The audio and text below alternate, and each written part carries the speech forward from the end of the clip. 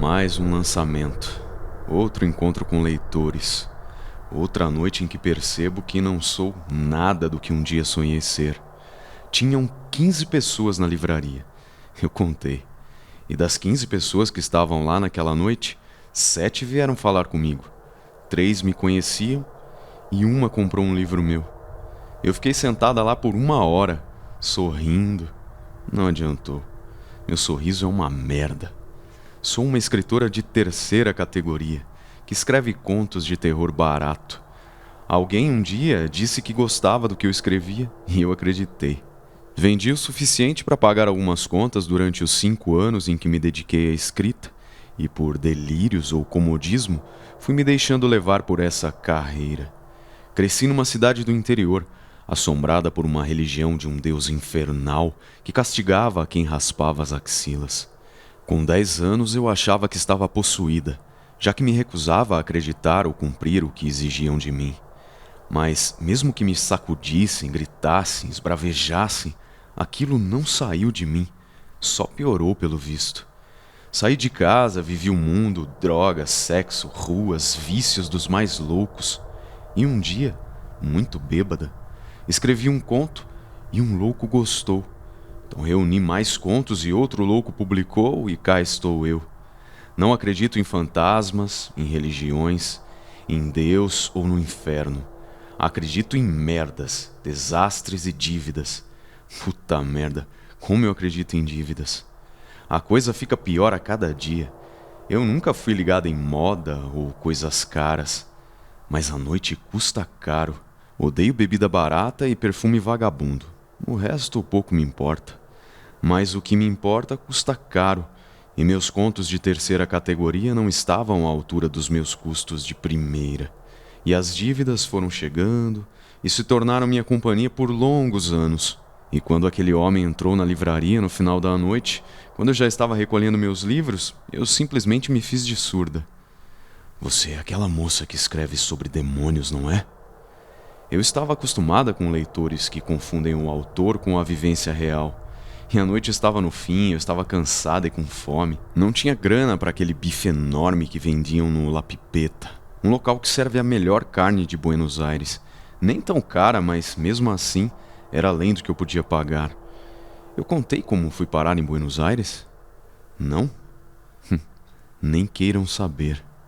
É no mínimo deprimente. Bom, voltemos ao final da noite e ao homem de voz desagradável. Ele repetiu a pergunta. Você é aquela moça que escreve sobre demônios, não é?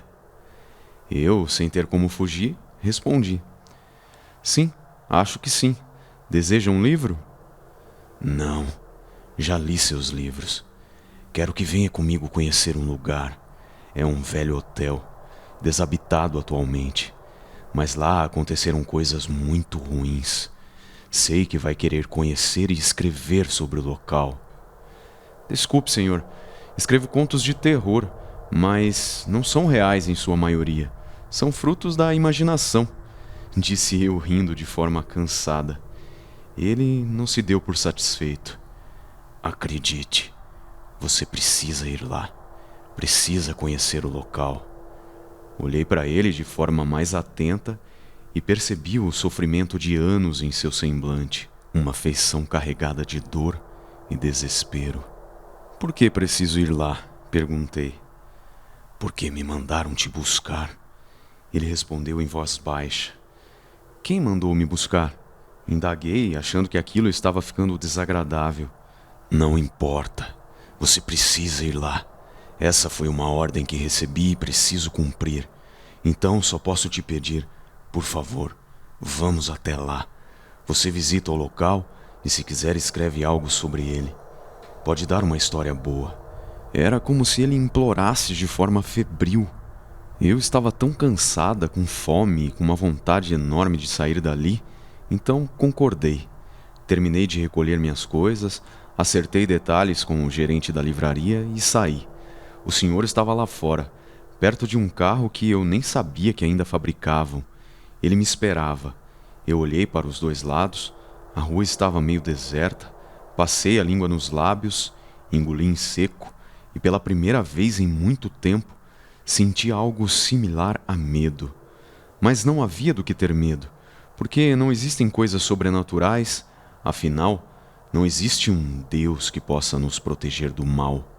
E como já vivi coisas completamente sem sentido e razão, entrei no carro. Ele dirigiu em silêncio por mais de 10 minutos, por ruas estreitas e escuras, prédios antigos e alguns abandonados, e parou na frente de um velho prédio, com paredes sujas e pichadas. "É aqui, moça. Venha comigo", disse o velho homem trancando o carro e indo em direção ao prédio. Eu só podia estar ficando ainda mais louca por estar ali, mas o velho era frágil, pequeno, não oferecia risco e, quem sabe, isso não daria uma boa história. Eu o segui, ele abriu uma grande velha porta, acendeu a luz e me esperou. Eu entrei. Ele fechou a porta com 2 voltas na chave. Eu rapidamente pensei, mas para que 2 voltas na chave? Quem iria querer entrar ali? Ele subiu as escadas e eu fui atrás dele. Tinham baratas pelo chão e tudo fedia.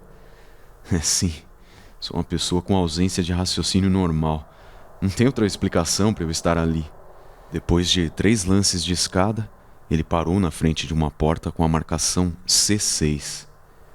"Esse é o quarto. Você deve entrar aí sozinha. Entre e fique quanto tempo desejar. Fecharei assim que você entrar. Quando quiser sair, basta bater na porta. Eu abro e vamos embora."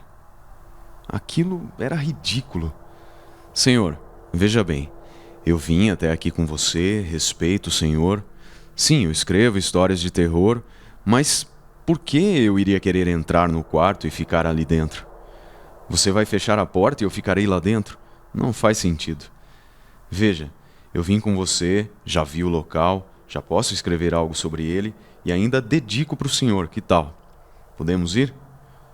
"Não, você deve entrar agora." A voz dele ficou mais irritante e eu não estava gostando nada daquilo. Se é que em algum momento eu gostei, né? "Certo, eu vou descer e vou embora. Não precisa me acompanhar", eu respondi.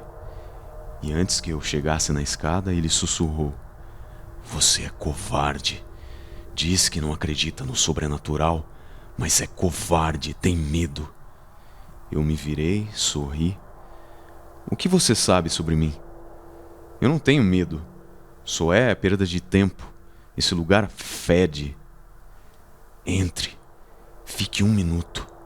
2 e vamos embora." Ele agora suplicava de novo, como se fosse algo que ele tivesse que fazer. Resignada para terminar com aquela noite cada vez mais insólita, eu concordei. "Bom, ok. Vamos com isso. Eu entro, fico uns minutos, bato na porta, você abre e nós vamos embora. E se me trancar lá dentro e não abrir, eu chamo a polícia. Não sei como eu chamaria a polícia porque me recuso a usar celulares, mas ele não sabia disso. E eu entrei no tal quarto. Quase imediatamente após eu tatear a parede para achar um interruptor e a luz se acender, ouvi ele trancando a porta. O quarto era simples, cama de solteiro, uma mesinha, uma cadeira, um abajur, sem frigobar, um tapete e uns quadros cafonas, uma porta que dava para um banheiro imundo e mais nada. Eu fiquei ali parada na entrada do quarto, chego a me lembrar do cheiro e do sorriso imbecil que dei. Só eu passava por situações como aquela, tão sem sentido. Era só o que vinha em minha mente. Alguns segundos passaram e comecei a sentir um cheiro cada vez mais forte. Era ácido, ardente, e o lugar estava quente, mais quente do que quando entrei. Percebi então que não tinha janela. Que merda de quarto que não tem janelas! Olhei no meu relógio e não fazia nem 1 minuto que eu estava ali. Mas não era legal. Era estranho.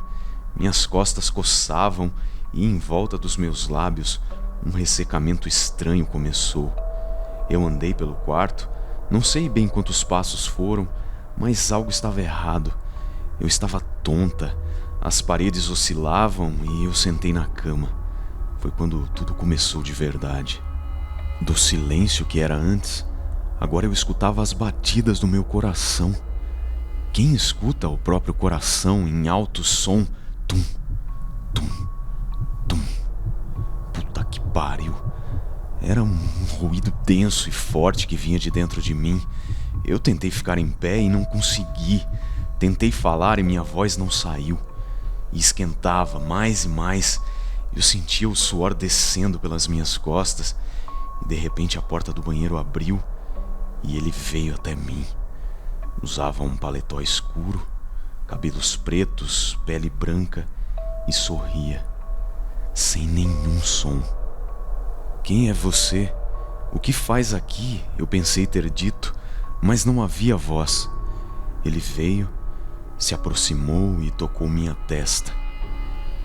Minha menina rebelde. A voz dele era suave e ao mesmo tempo arrepiava todo o meu corpo. Algo ruim estava dentro de mim. Eu não conseguia respirar, meu peito doía. Eu queria levantar, correr, ir até a porta, fazer as tais batidas e sair. Mas nada disso foi possível. Eu estava ali, sem poder me mover. Você sabe que eu acredito em você. Você sabe que as pessoas como você ajudam a eliminar a fé dos outros. Sabe disso, né? A voz dele ondulava pelo quarto enquanto ele caminhava com passos suaves pelo tapete. O calor era cada vez mais insuportável e eu só queria respirar, mas não podia. Comecei a sentir minha garganta fechar, agarrei a colcha com força com as duas mãos. Minhas pernas esticaram e eu queria correr, mas ainda não. Ele voltou para perto de mim, parou na minha frente e se abaixou e me olhou nos olhos. E todo o meu inferno veio a mim. Todas as vezes em que eu me droguei, fiquei bêbada, que roubei, que chutei pessoas nas ruas, que tentei queimar aquele indigente no banco. As vezes que menti, enganei e que zombei da fé dos outros. As imagens vinham na minha mente muito mais rápido do que em um filme, atravessando meu peito e me fazendo arquejar. Eu caí no chão. O cheiro de mofo do tapete é algo que nunca vou esquecer. Tinha urina e algo mais naquele tapete. Um cheiro de morte e desespero. Eu me encolhi, porque não conseguia me levantar. A minha respiração era cada vez mais reduzida e cada ar que miseravelmente entrava nos meus pulmões ardia como brasa. Meus lábios racharam, meus olhos não conseguiam se fechar. A secura e quentura do quarto beiravam um insuportável. E eu soube que ia morrer e que minha vida miserável ia se perder sem que ninguém desse por minha falta. Uma pessoa desprezível, egoísta, sem sentimentos ou esperanças. E depois de alguns segundos longos, os mais longos de minha vida, eu consegui fechar os olhos e letras apareceram na minha frente. Apenas letras ondulantes enquanto eu sentia meu corpo arder cada vez mais. As letras oscilavam sem fazer sentido, dançando à minha volta. Eu abri os olhos. Ele ainda estava lá, parado, olhando para mim, sorrindo com um olhar de ironia. Venha, minha pequena rebelde, venha para mim. A voz dele era doce e quase acolhedora, mas ao mesmo tempo doía nos meus ouvidos como agulhas.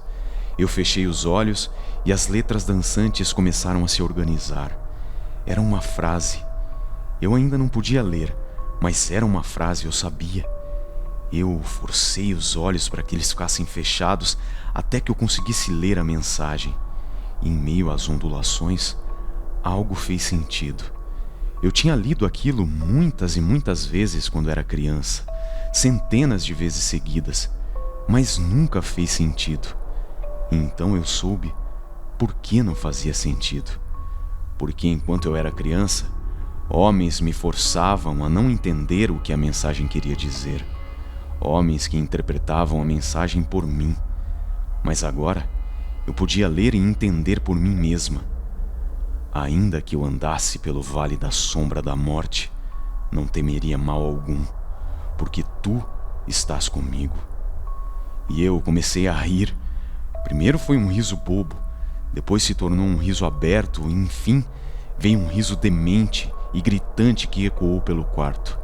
Eu abri os olhos e consegui me mover aos poucos. Sentei e vi que ele ainda estava no quarto, mas afastado e com um semblante não tão confiante. Ele caminhava para trás e o calor já não era mais sufocante. Com um pouco de esforço, eu fiquei em pé, fechei os olhos e respirei profundamente, pedindo dentro de mim e consciente do quão pequena eu era, perdão por tudo o que tinha feito com minha vida. Foi um momento intimamente doloroso e eu sentia as lágrimas vindo ao meu rosto de forma intensa. Odeio chorar, mas naquela noite foi impossível para mim e eu senti meu corpo se sacudir entre soluços e lágrimas. E o calor do quarto se foi. Eu abri os olhos e o quarto era o mesmo de antes. No tapete onde eu estava, vi uma mancha enorme, fruto do mais puro desespero. Sim, era urina, e sim, era minha, mas também era de muitos outros antes de mim. Isso eu tinha certeza. Percebi que aquele era um lugar limiar entre o bem e o mal, o acreditar ou o rejeitar. Fui até a porta, bati, ninguém me respondeu. Bati de novo, nada. E quando eu já estava pensando que tinha sido trancada ali, tentei a maçaneta e a porta abriu. Não havia ninguém ali. Eu desci as escadas e vi a porta do prédio aberta. Na rua, nenhum movimento e ao longe o sol tímido nascia. Um sol diferente, mas muito iluminado, mais completo, e meu coração se encheu de uma paz que eu nunca tinha sentido. Segui rua abaixo caminhando e percebi que a angústia que sempre morou em mim tinha ficado para trás. Nunca esqueci aquela noite e essa é a primeira vez que escrevo sobre ela. Ainda sou uma pessoa errante e errada, mas agora eu sei. Existe algo muito maior do que eu no universo, e não é uma questão de querer acreditar, é uma questão maior que nós, pois já dizia o provérbio português: contra fatos não há argumentos.